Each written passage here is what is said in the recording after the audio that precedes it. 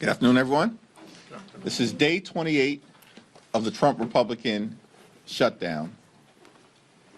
And Democrats continue to make clear that we will sit down with our Republican colleagues anytime, any place, here at the Capitol or back at the White House in order to reopen the government, enact a bipartisan spending agreement that actually meets the needs of the American people, and address the health care crisis that Republicans have caused that is devastating people all across the country, in working class America, rural America, urban America, small town America, the heartland of America, and black and brown communities throughout America, particularly at this point, given the Republican refusal to extend the Affordable Care Act tax credits.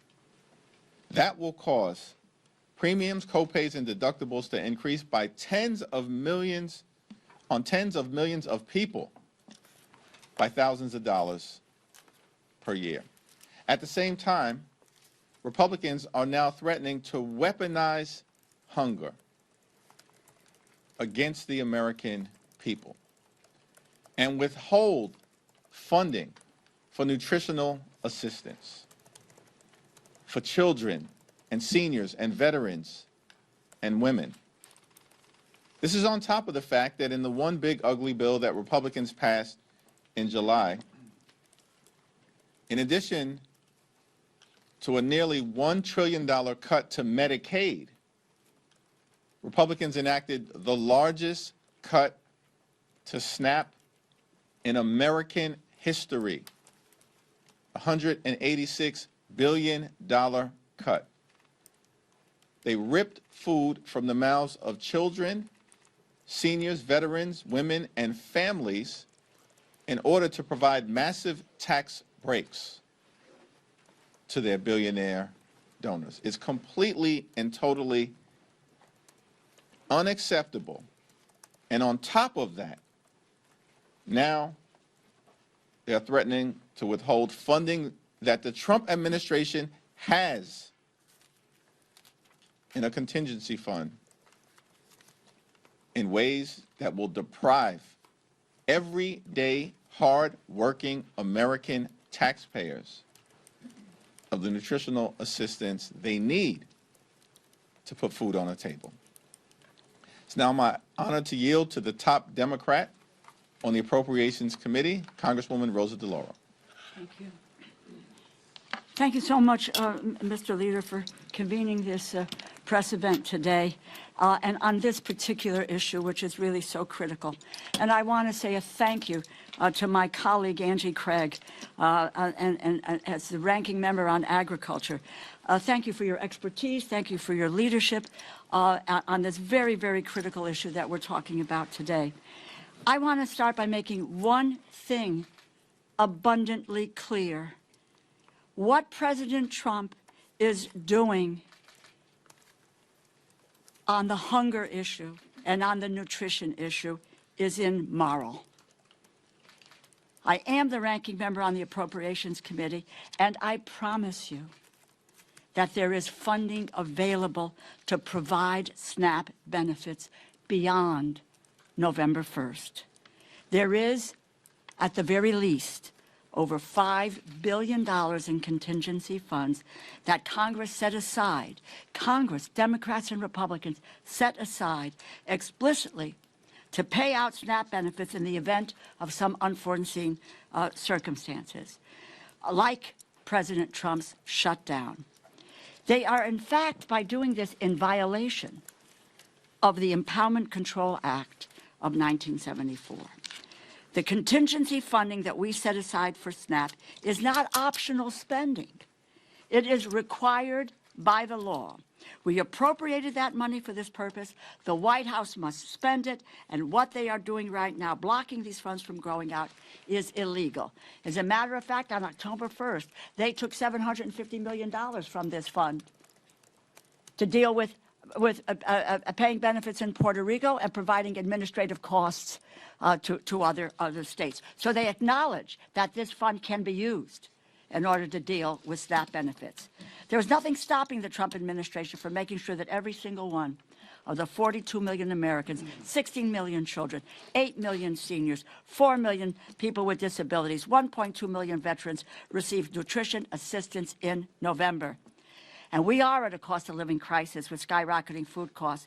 And President Trump is doing right now is using the fear that so many working people have about where their next meal is coming from as a political bargaining chip. Does anyone actually believe for 1 second that if President Trump really wanted to cover the SNAP benefits, they would not be able to find the money? When he wanted to bail out his buddy in Argentina, they found $40 billion.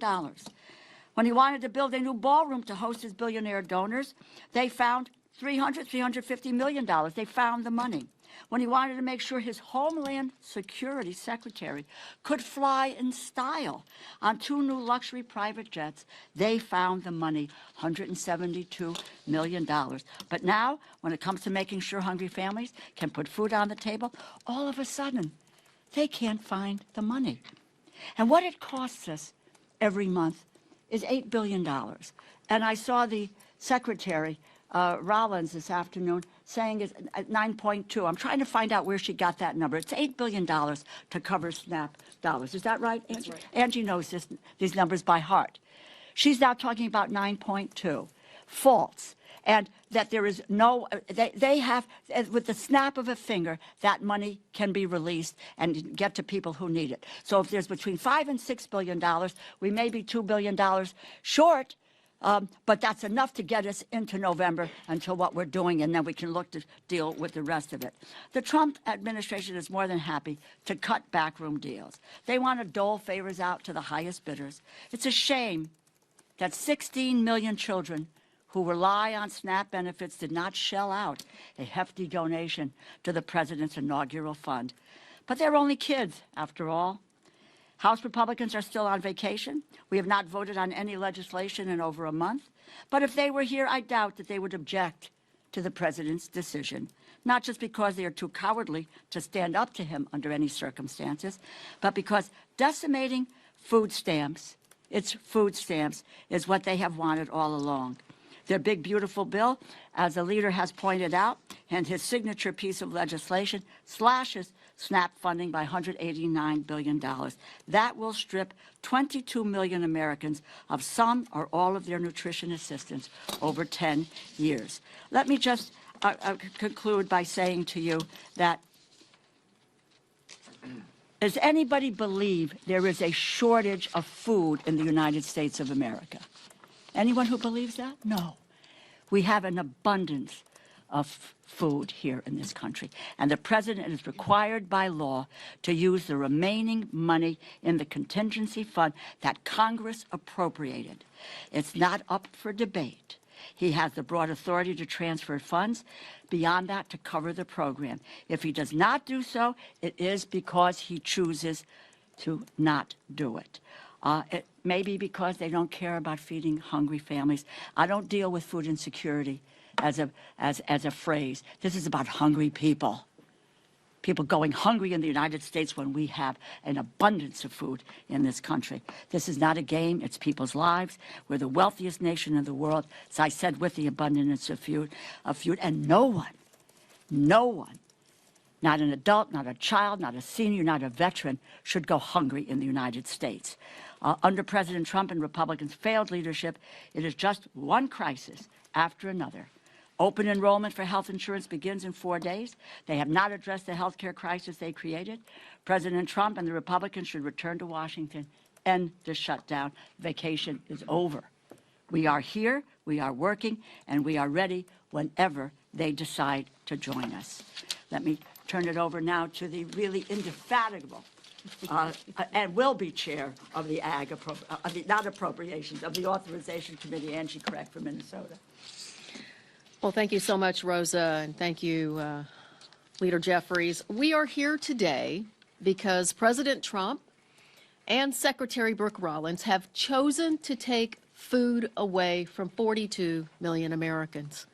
Instead of coming to the table and working with Democrats to find a way to protect Americans from losing their health care, their health insurance premiums increasing dramatically, or both, the Trump administration has chosen to use the security of food in our country as a bargaining chip in a government shutdown. The president can't even be bothered to be in the country while Americans line up at food shelves across our nation. 440,000 Minnesotans alone need access to the SNAP program. The Trump administration has the appropriated funds and legal authority to fully fund SNAP in November, plain and simple. They are refusing to follow the law, and they are cutting food assistance when there are ample funds available, over $5 billion in the SNAP contingency fund, and they have the legal statutory transfer authority to fund the rest. If the president wanted to help feed hungry Americans, he would. He's shown us that. He does whatever the hell he wants to, whether it's legal or not. This is not only legal, but it is the right thing to do. But his actions have shown a callous disregard for America's seniors, veterans, and families with children. Earlier this year, he canceled food orders to food banks, stopping $500 million worth of food from reaching people in need. Food that our family farmers across this nation have grown. Food that they counted on being able to sell to the nation's food banks. The Republicans' one and only priority this Congress has been the big ugly bill, which not only cut health care by $1 trillion, but also cut SNAP by $186 billion, a frontal assault on our most effective basic need food assistance program to help vulnerable members of our community who rely on it to keep food on the table. Now the administration is taking food away from 16 million children, 8 million seniors, and 1.2 million veterans.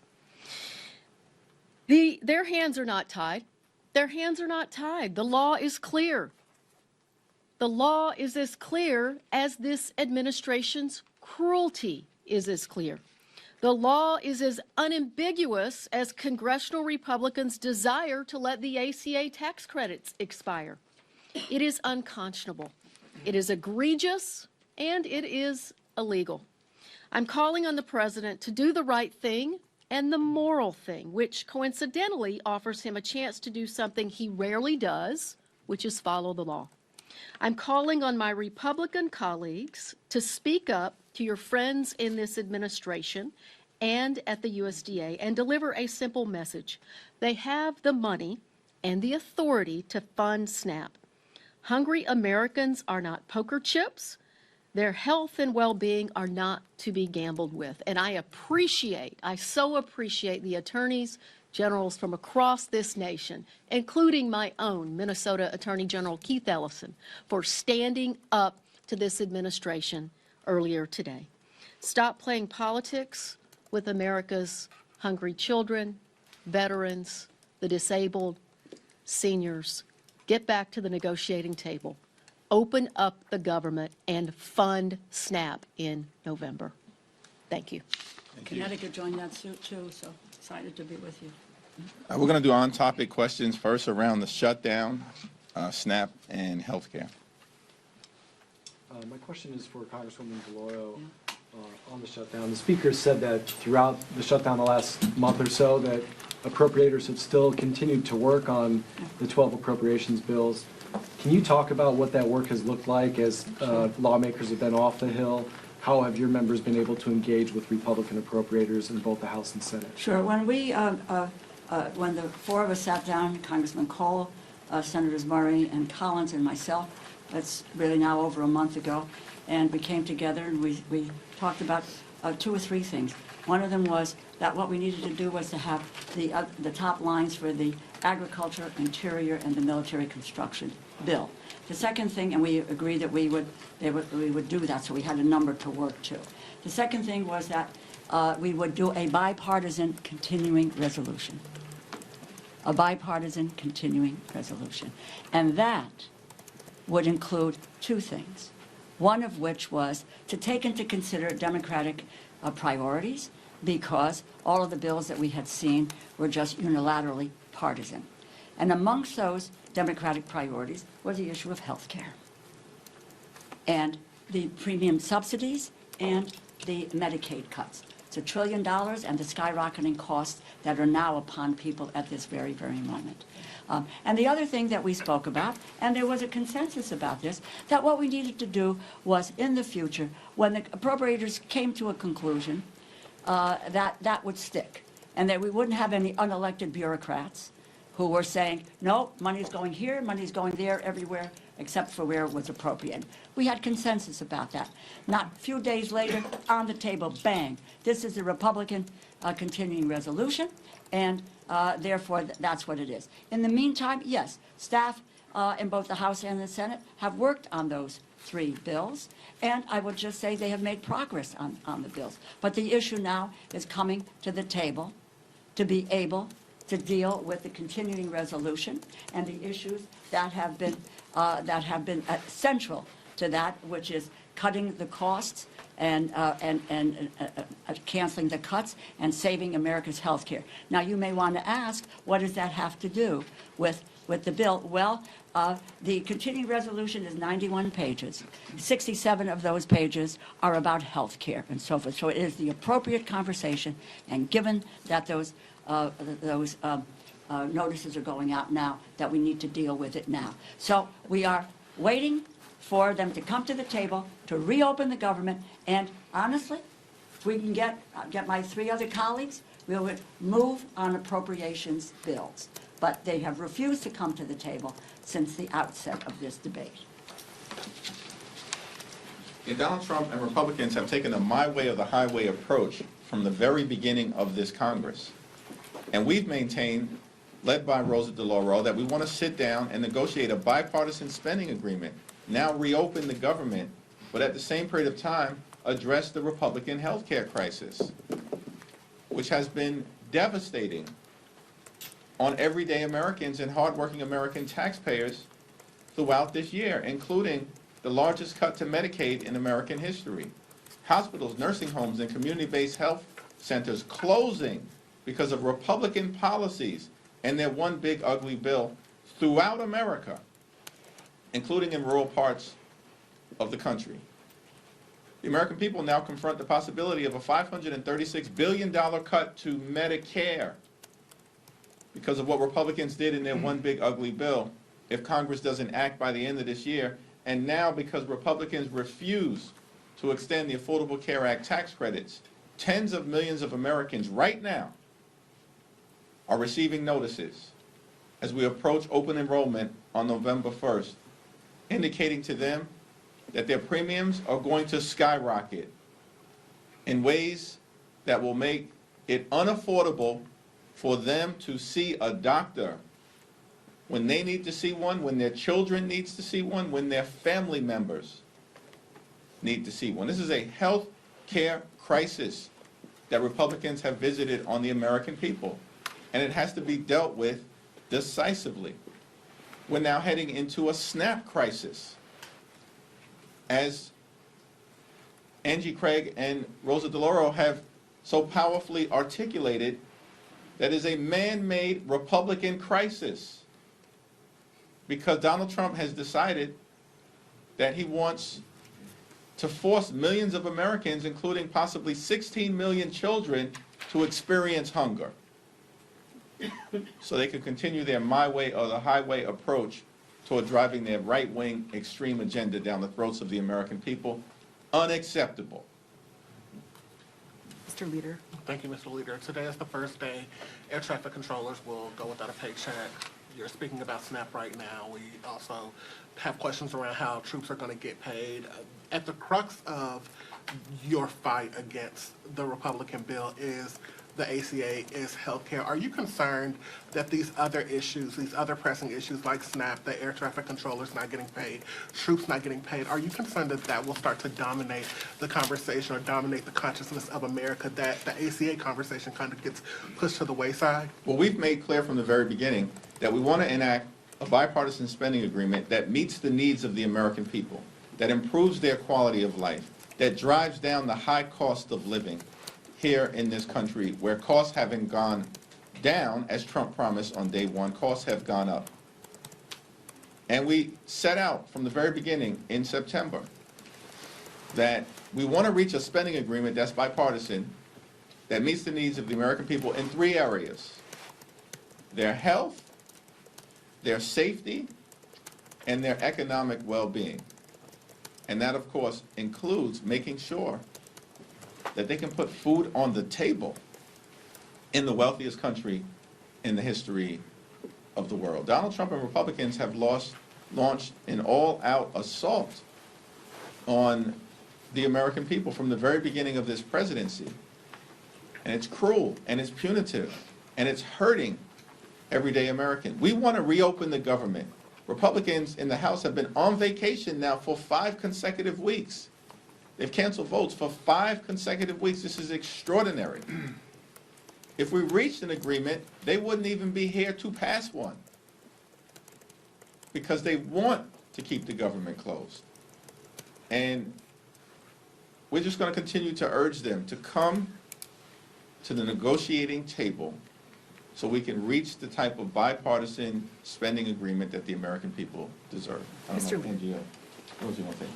I would just add to that, look, you know, the time is now that people are looking at what their healthcare costs are going to go up. November 1st, when people opened their portal in Minnesota on MNsure, the average increase for a 60-year-old couple is going up $15,000 next year.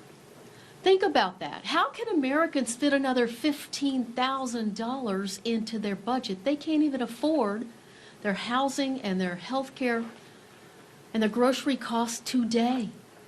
This is a moment in time where we have to have the moral courage as Democrats and Republicans to come together to make sure that Americans can stay healthy. People are desperate as they go to renew their health care. It's not in December.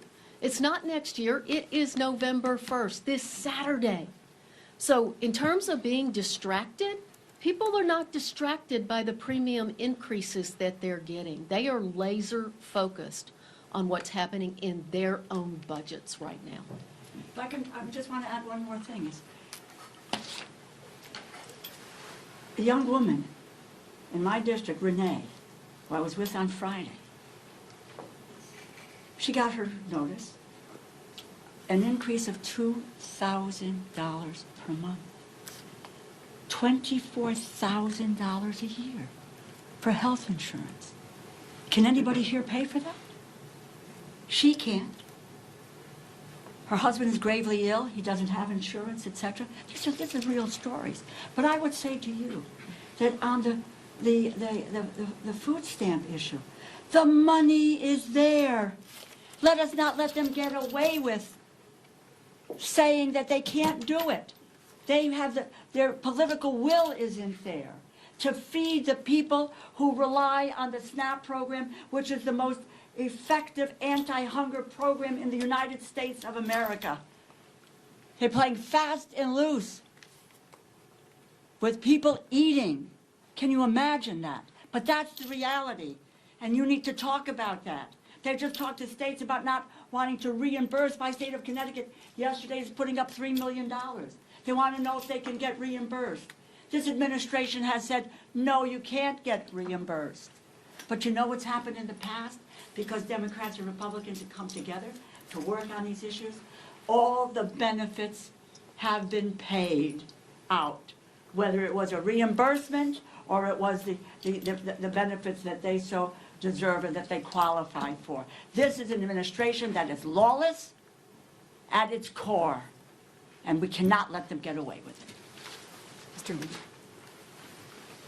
Yeah. So we're almost about 3 days out from where the original Democratic CR was set to expire. Can we expect to see a new Democratic CR with a new date and any other potential policy changes?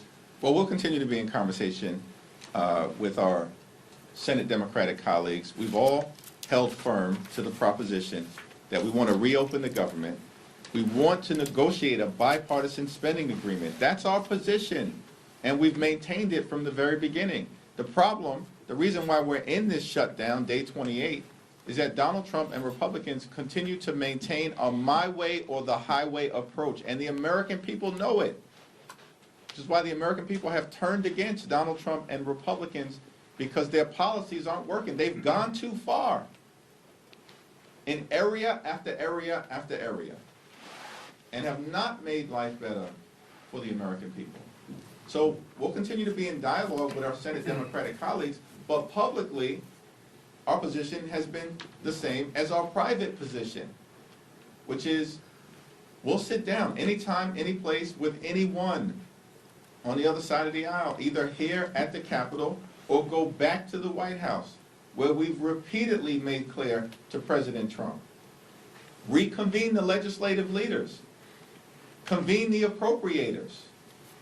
Do what leaders do in moments like this, as opposed to being missing in action now for 28 days while finding $40 billion to bail out a right-wing wannabe dictator in Argentina and destroying the historic parts of the White House in real time so that he can construct a ballroom where he will be celebrated like a wannabe king. This is all outrageous stuff.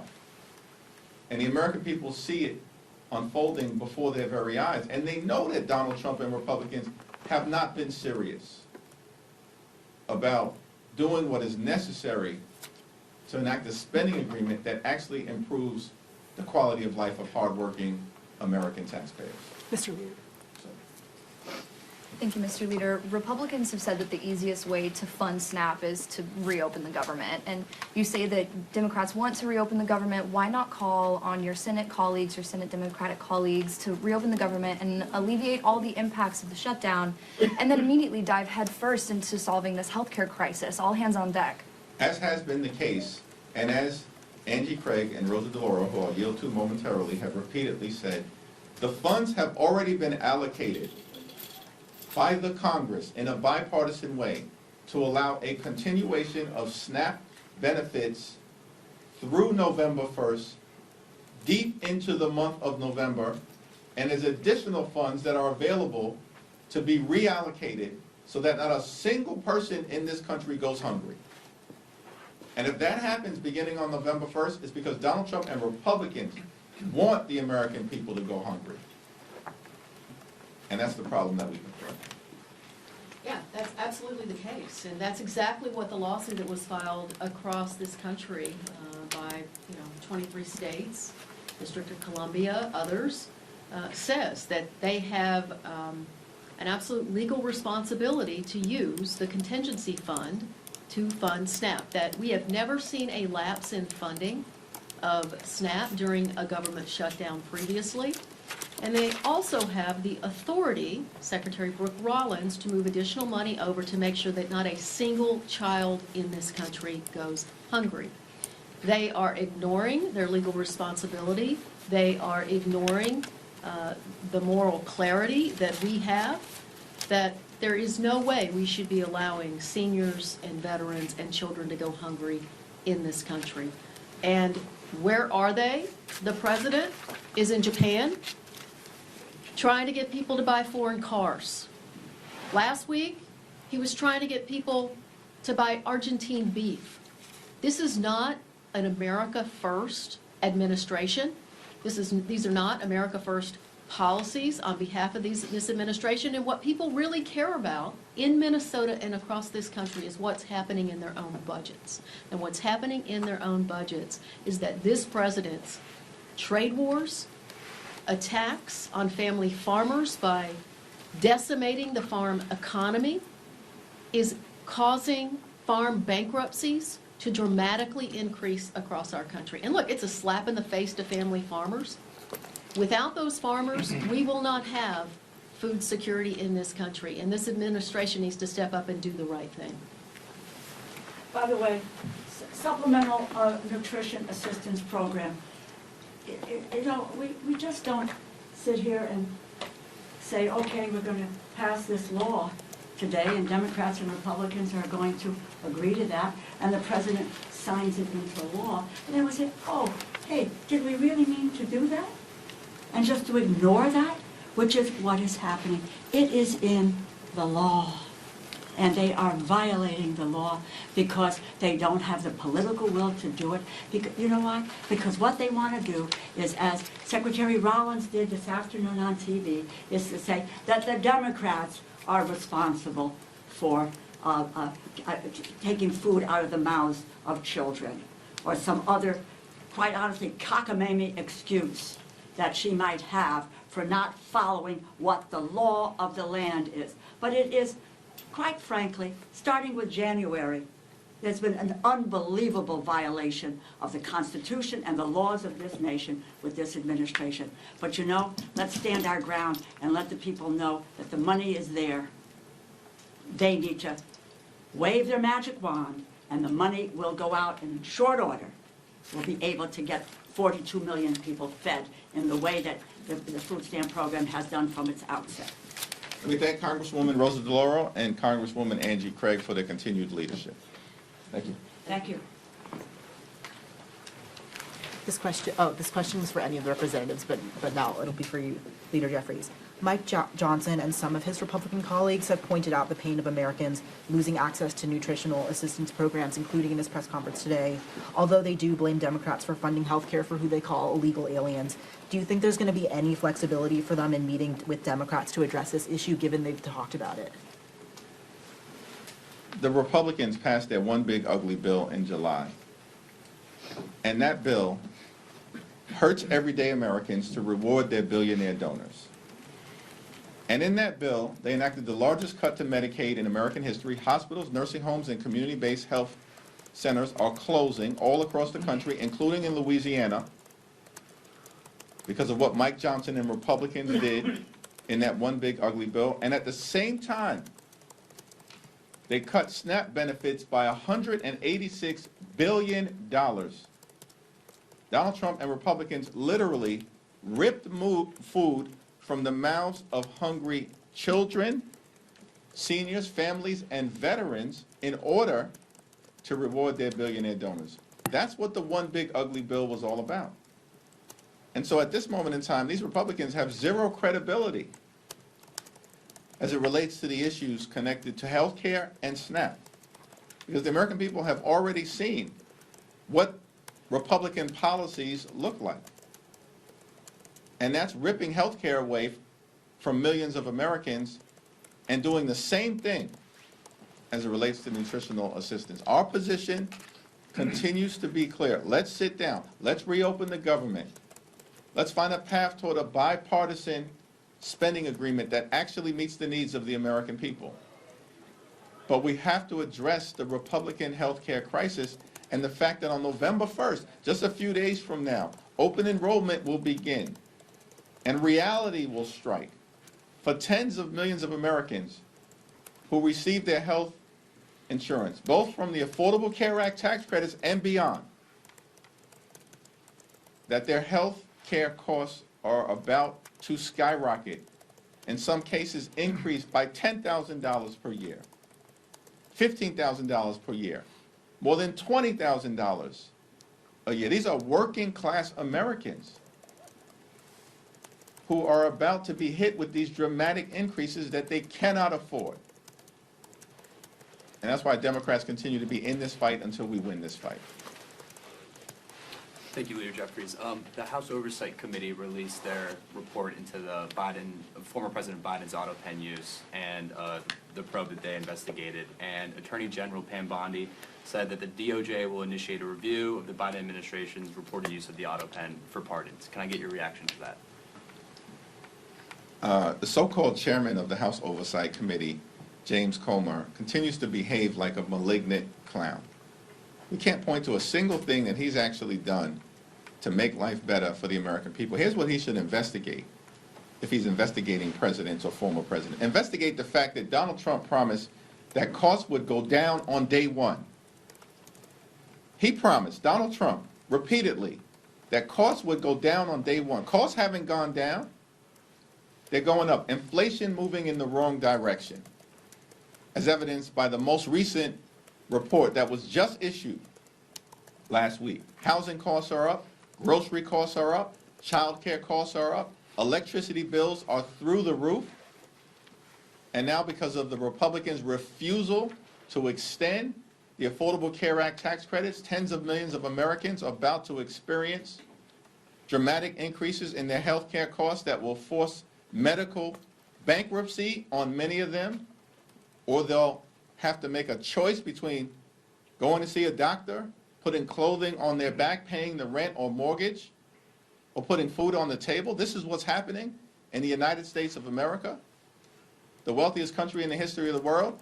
If James Comer wants to investigate something, investigate Donald Trump's lie that he was going to lower costs on day one. Thank you, Leader. I have two questions. The first is about the federal workers, the largest unions letter earlier this week. Does this give you any concern that that'll put pressure on Senate Democrats to cave? And then the second question is about Mamdani. Obviously, you've given him his endorsement. Do you encourage Leader Schumer to do the same? I issued a statement with respect to the mayor's race in New York City last Friday. That statement speaks for itself.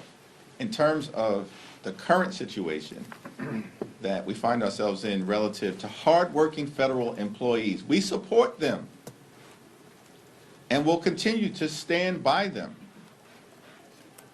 The Trump administration has fired or let go more than 200,000 hardworking federal civil servants this year prior to the shutdown that they're visiting on the American people. That's what the Trump administration has done. This year, fired more than 200,000 hardworking federal employees. They have been targeting civil servants from the very beginning of this presidency. In fact, members of the Trump administration have said publicly that they want to traumatize federal employees. That's what they've said. That's what the OMB director said. So our position will remain consistent. We want to reopen the government. We want to make sure that every single federal employee gets paid, both the ones who are furloughed and the ones who are essential workers who have been forced by this Trump administration to work without pay because Donald Trump and Republicans continue to keep the government shut down. We know that's their position because House Republicans have canceled votes for 5 consecutive weeks. We know that's the Republican position because the Senate Republican leader continues to bring the same partisan Republican spending bill to the floor for a vote. It's now been brought to the floor 13 times, and it's went down to defeat 13 times because Leader Schumer and Senate Democrats, partnering with House Democrats, have continued to take the same position. We will not support a partisan Republican spending bill that guts the health care of the American people. Third row. Thanks, sir. I'm curious for your reaction to reports that DHS has purged senior ICE officials and wants to replace them with Border Patrol. Are you concerned that this might signal a shift in how the administration is approaching deportations? Well, our view with respect to the immigration issue generally is that we support a safe and a strong and a secure border at all times. And that will continue to be important. We have a broken immigration system and it needs to be fixed. It needs to be fixed in a comprehensive and bipartisan way. At the same period of time, the American people are understandably horrified at the extremism that the Department of Homeland Security has unleashed on law-abiding immigrant families and communities, separating hardworking mothers from their children, in many instances, children who are American citizens. And so it's our hope that if there's going to be a change in personnel, it's actually to enact a more humane approach rather than what we've seen in community after community throughout the country, including in the Chicago area, which is rightly turning off the American people to the extreme immigration policies of Donald Trump and the Republicans. Yep. Do you believe Eleanor Holmes Norton should retire, given mounting concerns over her mental fitness for office? I have not had a recent conversation with Delegate Eleanor Holmes Norton. Obviously, she's had a legendary career. Ultimately, it's going to be her decision and the people of the District of Columbia to make that decision as to who's best positioned to represent their interests moving forward. Thanks. Just piggybacking off of an earlier question, regarding the Federal Workers Union, Speaker Johnson earlier today, reportedly on the call with his conference, indicated that he thought that that pressure and the SNAP benefits would force Democrats' hand to adjust. What's your response to his supposition that this may change things? And is there any, in your mind, is there an off-ramp? Well, Democrats are going to continue to stand up for hardworking federal employees, as we've done throughout the year, in the face of the relentless targeting of civil servants by Donald Trump and his administration. Federal employees know who stands on their side. It's us, House and Senate Democrats. They've lived the experience of the Trump administration going after them in the most horrific ways possible since January 20th, and we, as House and Senate Democrats, are going to continue to stand up for them. We're going to continue to stand up for nutritional assistance. It's the Republicans who cut $186 billion, the largest cut to SNAP in American history. They just did this in July as part of their one big ugly bill so they could reward their billionaire donors and continue to subsidize the lifestyles of the rich and shameless. It's out of control. That's their track record. That's the Republican track record. And of course, we're going to continue to stand up for the health care of the American people. And I don't know why Republicans think this is a game. This is not a game. This is about the health and the well-being, economically, of the American people. And Democrats are going to stay in this fight until we win this fight for working class Americans, for middle class Americans, and for hardworking American taxpayers. Thank you all. Thank you.